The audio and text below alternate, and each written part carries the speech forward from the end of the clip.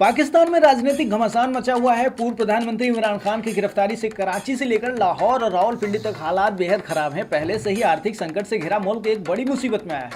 कई लोग ये सवाल करने लगे हैं कि इन हालातों में पाकिस्तान के पास जो परमाणु बम है उनका क्या होगा। देश के पास इस समय कुल 165 परमाणु हथियार हैं।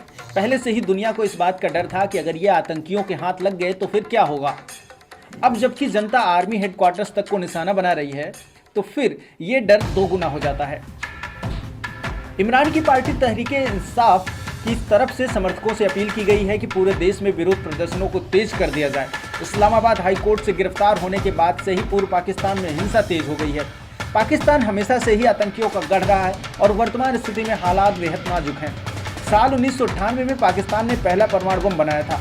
ये परमाणु बम उस समय बनाया गया था जब भारत ने पोखरण में सफल परमाणु परीक्षण किया। वर्तमान स्थिति भारत समेत पूरी दुनिया के लिए बहुत गंभीर है। रक्षा विशेषज्ञों के मुताबिक परमाणु बम किसी हैंड ग्रेनेड की तरह नहीं होते हैं, बल्कि ये किसी देश में तबाही ला सकते हैं।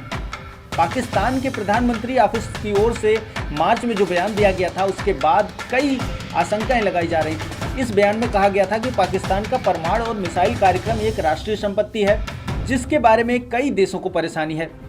सरकार का दावा था कि पूरा कार्यक्रम फुल प्रूफ है और किसी भी तरह के दबाव में नहीं है। बयान के मुताबिक जिस मकसद के लिए इन्हें विकसित किया गया था ये पूरी तरह से उसे पूरा करने के लिए ही है।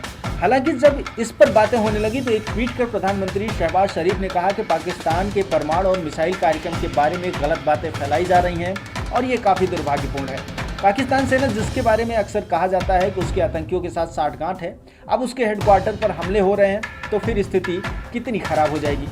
आतंकवादी संगठनों के साथ अंदरूनी सूत्रों की मिलीभगत के कारण परमाणु हथियार चोरी करने की आशंका बहुत हद तक बढ़ गई है। पाकिस्तान मामलों के जानकार मानते हैं कि सेना का इस्लामीकरण सबसे बड़ा खतरा है।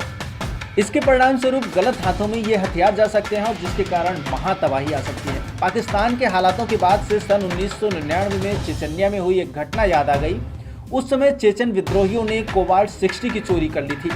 विद्रोहियों ने मैक्सिको सिटी में कोबाल्ट 60 ले जाकर एक ट्रक का अपहरण कर लिया।